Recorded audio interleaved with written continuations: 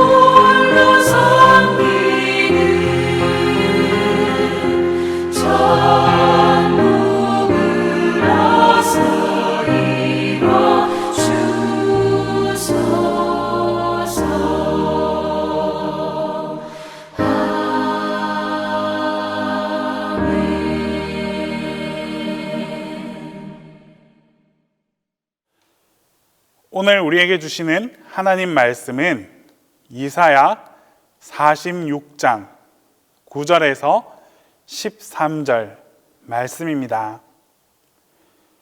구약성경 이사야 46장 9절에서 13절 말씀입니다. 다 함께 봉독하겠습니다. 너희는 옛적 일을 기억하라. 나는 하나님이라. 나 외에 다른 이가 없느니라. 나는 하나님이라. 나 같은 이가 없느니라. 내가 시초부터 종말을 알리며 아직 이루지 아니한 일을 옛적부터 보이고 이르기를 나의 뜻이 설 것이니 내가 나의 모든 기뻐하는 것을 이루리라 하였노라. 내가 동쪽에서 사나운 날짐승을 부르며 먼 나라에서 나의 뜻을 이룰 사람을 부를 것이라. 내가 말하였은즉 반드시 이룰 것이요 계획하였은즉 반드시 시행하리라. 마음이 완악하여 공의에서 멀리 떠난 너희여 내게 들으라. 내가 나의 공의를 가깝게 할 것인즉 그것이 멀지 아니하나니 나의 구원이 지체하지 아니할 것이라. 내가 나의 영광인 이스라엘을 위하여 구원을 시온에 베풀리라. 오늘 본문 말씀 46장에는 바벨론의 멸망에 대해 말씀하고 있습니다. 특히 바벨론이 멸망하는 과정 속에서 우상이 무너지는 모습에 대해 아주 자세히 기록하고 있습니다. 1절 말씀에 보면 바벨론을 상징하는 벨과 느보라는 두 우상이 등장합니다. 벨은 바벨론의 수호신으로 태양신에 해당하고 느보는 벨의 아들로 지혜의 신이다라고 믿었습니다. 지금까지 바벨론 사람들은 벨과 느보의 신상을 아주 신성시했습니다. 때문에 이동을 할 때면 반드시 그들의 어깨에 메고 이동했습니다. 이 어깨에 메고 이동한다라는 것은 살아있는 왕을 옮기는 것을 의미합니다. 당시 왕들은 최고의 권위자라는 위용을 드러내기 위해 사람들이 어깨에 메는 보좌에 앉아서 이동했습니다. 같은 맥락에서 이해해보면 바벨론 사람들은 벨과 느보 신상을 마치 살아있는 왕을 대하듯이 섬기고 있었다라는 것을 알 수 있습니다. 살아있는 사람을 대하듯이 그 앞에 음식을 차려놓고 절을 하고 말도 했습니다. 이 바벨론이 더욱더 강성해짐에 따라 다른 이방 나라 사람들도 벨이나 느보는 정말 살아있는 신이구나라고 생각하게 되었습니다. 하지만 이는 영원하지 못했습니다. 본문 1절 말씀에서 벨과 느보는 엎드러지고 구부러졌다라고 말씀하고 있습니다. 정말 영원할 것만 같던 우상의 그 위용이 한순간에 다 무너졌습니다. 이러한 벨과 느보의 모습은 바벨론의 멸망을 말하고 있습니다. 당시에 전쟁에서 패하게 되면 사람들은 포로로 끌려가고 또 많은 물자들을 싹 다 약탈해 갔습니다. 뿐만 아니라 반드시 그 나라의 신상을 탈취해 가는 그런 관습이 있었습니다. 나라를 지키는 수호신을 빼앗아 감으로써 그 나라를 완전히 제압했다라는 것을 상징적으로 드러내었습니다. 또한 대부분의 신상은 금이나 귀한 보석으로 만들어졌습니다. 때문에 이 귀금속을 약탈해가는 차원에서도 신상을 가져갔습니다. 그런데 여러분, 이토록 크고 무거운 신상을 쉽게 운반하기 위해서는 결국 그것을 다 부수거나 녹여서 가져갈 수밖에 없었습니다. 많은 사람들의 존경과 섬김의 대상이 되었던 이 바벨론이 멸망함에 따라 벨과 누보 우상도 바로 세워지지 못하고 엎드려 있고 힘없는 채로 구부러져 있습니다. 또한 사람들이 어깨에 메고 왕을 대하듯이 이동했던 이 벨과 느보는 이제 수레에 아무렇게나 포개져서 단지 짐승에게만 그 무거운 짐만 지게 한 채 잡혀가고 있는 모습을 볼 수 있습니다. 결국 바벨론의 멸망을 통해 그들이 믿고 있던 벨과 느보는 아무 능력도 없는 우상에 불과했다라는 것이 다 드러나고 말았습니다. 자, 그렇다면 우리 하나님은 어떠한 하나님이십니까? 본문 3절과 4절에서 말씀합니다. 야곱의 집이여, 이스라엘 집에 남은 모든 자여, 내게 들을지어다. 배에서 태어남으로부터 내게 안겼고 태에서 남으로부터 내게 업힌 너희여, 너희가 노년에 이르기까지 내가 그리하겠고 백발이 되기까지 내가 너희를 품을 것이라. 내가 지었은즉 내가 업을 것이요 내가 품고 구하여 내리라. 이 본문 말씀은 듣는 사람들로 하여금 하나님 한 분만이 정말 참된 신이다라는 것을 강조하고 있습니다. 이스라엘 백성들은 태어날 때부터 하나님의 품 안에 안겼으며 백발 노인이 될 때까지 하나님의 특별한 사랑을 받고 있는 자들이었습니다. 부모가 어려움에 처한 자녀를 구하는 것은 너무나 당연한 것처럼 하나님께서 이스라엘 백성들을 그 바벨론 땅에서 구해내는 것은 지극히 당연한 것임을 알려주고 있습니다. 여기서 우리는 하나님께서 그 당신의 무한하신 사랑과 은혜를 끊임없이 우리에게 베풀고 계심을 알 수 있습니다. 바벨론의 신인 벨과 누보는 아무런 힘과 능력도 없는 우상에 불과했습니다. 때문에 바벨론이라는 나라가 멸망당함과 동시에 그 우상들도 다 엎드러져 힘없이 그냥 끌려갔습니다. 그러나 우리 하나님께서는 살아계시고 역사하시는 하나님이시기에 이스라엘 백성들을 끝까지 구원해 주셨습니다. 이처럼 우리 하나님은 살아계십니다. 또한 이스라엘 백성들을 창조하시고 그들을 뱃속에 있을 때부터 아주 잘 알고 계셨으며 백발이 될 때까지 품어주셨습니다. 이런 하나님께서 오늘 우리 모든 한 사람 또한 아주 잘 알고 계십니다. 그래서 나의 연약함이 무엇인지, 우리의 부족함이 무엇인지, 그리고 나에게 필요한 것이 무엇인지 아주 잘 알고 채워주십니다. 또한 내가 힘들고 지쳐있을 때 하나님께서는 우리를 주님의 사랑으로 따스하게 품어주시고 있습니다. 또한 우리가 갈 길을 몰라서 방황하고 헤맬 때 우리를 올바른 길로 인도하여 주시는 분이 바로 우리 하나님이십니다.